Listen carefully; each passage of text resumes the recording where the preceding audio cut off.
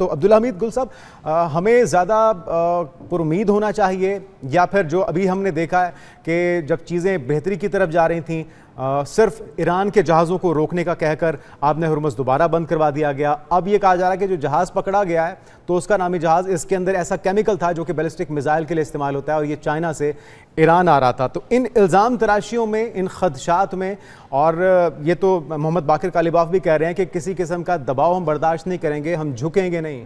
तो इतनी तलखियों में हम कितनी उम्मीद रखें कि कोई बड़ा ब्रेक थ्रू होने जा रहा है और ये दूसरा राउंड, फाइनल राउंड हो सकता है? बिस्मिल्लाहिर्रहमानिर्रहीम, बहुत बहुत शुक्रिया। देखें, मेरे ख्याल में सबसे बड़ा मसला जो डोनाल्ड ट्रंप साहब का है वो इंटरनेट है। मेहरबानी करके कोई उनका इंटरनेट कनेक्शन डिस्कनेक्ट कर दे ताकि वो रोज रोज जो ट्वीट करते हैं, दर्जनों के हिसाब से ट्वीट करते हैं।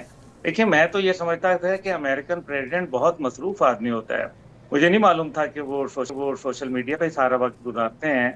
तो बहरहाल ये तो उनका अपना एक फेल है। ये गैर जिम्मेदाराना बयान और मुस्तकिल इस किस्म के जो ट्वीट, जिसको अभी जिस तरीके से ब्राजील के सदर ने परसों ये कहा कि सुबह उठते हैं तो धमकी से उठते हैं, रात सोने से पहले धमकी दे के सोते हैं। धमकियां तो हो गई ना। अभी ये मतलब वो वाली बात है कि बच्चे ने खाना ना खाया तो कहा माँ ने कि मैं तुम्हारा कार्टून बंद कर दूंगी। तो ये मतलब अभी डोनाल्ड ट्रंप साहब ही शुड ग्रो अप। मेरे ख्याल में अब वो उम्र के और मर्तबे के उस हिस्से में मौजूद हैं जहां उनको अब ये बातें इस किस्म की रेब नहीं देती, और जो गरजते हैं वो बरसते नहीं हैं। आपको मालूम है ये बड़ी एक और अब्दुल्ला साहब, मुहावरा तमाम ऑप्शंस भी हमने देख लिया, अमेरिका ने अपनी तमाम ऑप्शंस इस्तेमाल कर लिए हैं। यूएसएस अब्राहम लिंकन हो, जेराल्ड फोर्ड हो, उन्हें आजमा लिया, B-2 बॉम्बर्स को भी आजमा लिया। वो कहते तो हैं कि सारे जो दोहरी तनसीबात हैं उन्हें तबाह कर दिया, लेकिन अभी वो कहते हैं कि बड़ा क्रिटिकल होगा जो अफजुदा शुदा यूरेनियम को मुंतकिल करने का मामला है। तो ये सारे ऑप्शंस इस्तेमाल करने के बावजूद, उनके सुप्रीम लीडर को शहीद करने के बावजूद, अब किस चीज़ से डराने की कोशिश की जा रही है? अगर अभी तक ईरान घुटनों पर नहीं आया तो अब क्यों कर आएगा?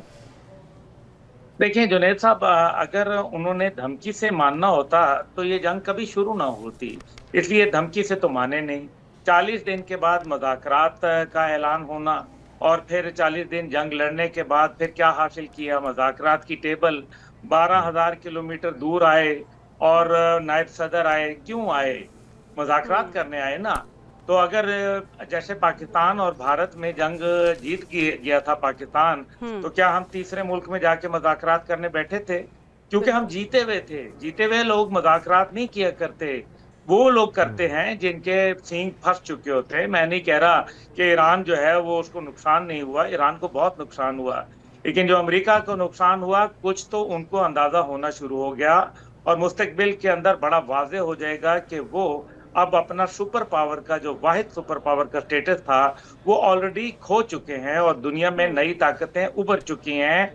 अब अगर वो मजीद इसको तेजी करेंगे और इस किस्म के गैर जिम्मेदाराना रवैये का इस्तेमाल करेंगे तो यकीन माने कि अगले 40 दिन लड़ने के बाद भी नतीजा फिर मुज़ाकरात की टेबल पे होगा। आप ईरान कौम को शिकस्त नहीं दे पाए। 2 न्यूक्लियर ताकतों ने गज़ब खुदा का मिलकर एक नॉन न्यूक्लियर मुल्क के ऊपर हमला किया, जिनके पास ना कोई एयर फोर्स थी और ना कोई ऐसा जबरदस्त उनके पास डिफेंस मैकेनिज्म था। आपने देखा कि कोई उनके पास तो थर्ड मिसाइल या पेट्रियट डिफेंस सिस्टम नहीं था, कोई आयरन डोम नहीं था, लेकिन उसके बावजूद जिस तरीके से मुल्क ने रेजिस्ट किया, it has become a symbol of strength and resistance for everyone in the world. अब